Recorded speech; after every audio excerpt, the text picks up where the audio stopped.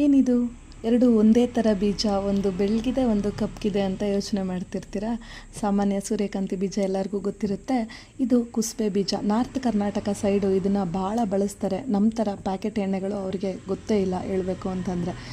ಇದು ಭಾಳ ಶಕ್ತಿಕಾರಕ. ನಾವು 4 ಸ್ಪೂನ್ ತುಪ್ಪ ಬಳಸೋ ಕಡೆ 1 ಸ್ಪೂನು ಕುಸ್ಬೆ ಎಣ್ಣೆ ಬಳಸಿದ್ರೆ ಸಾಕು ಅಂತ ಹೇಳ್ತಾರೆ ನಾರ್ತ್ ಕರ್ನಾಟಕದಲ್ಲಿ. ಅಷ್ಟು ಶಕ್ತಿಯಾಗಿದೆ. ಮತ್ತು ಇದನ್ನು ಅಷ್ಟು ಸುಲಭವಾಗಿ ಓಪನ್ ಮಾಡೋಕ್ಕಾಗಲ್ಲ. ಇದ್ರ ಒಳಗಡೆ ಇರೋ ಬೀಜ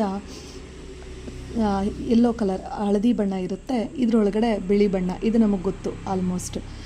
ಇದ್ರ ಎಣ್ಣೆ ನಾನು ನಿಮಗೆ ತೋರಿಸ್ತೀನಿ ನೋಡಿ. ಇದೇ ಕುಸ್ಬೆ ಎಣ್ಣೆ ನಮ್ಮ ಗಾಣದಿಂದ ಮಾಡಿರ್ತಕ್ಕಂಥದ್ದು, ನಮ್ಮ ಮರದ ಗಾಣದ್ದು. ತುಂಬ ರುಚಿಕರವಾಗಿಯೂ ಮತ್ತು ತುಂಬ ಶಕ್ತಿಯುತವಾಗಿಯೂ ಇದೆ. ಖಂಡಿತ ನೀವು ಬಳಸಿದ್ರೆ ಇದನ್ನು ಇಷ್ಟಪಡ್ತೀರಾ. ನೋಡಿ, ಇದು ಸೂರ್ಯಕಾಂತಿ ಎಣ್ಣೆ.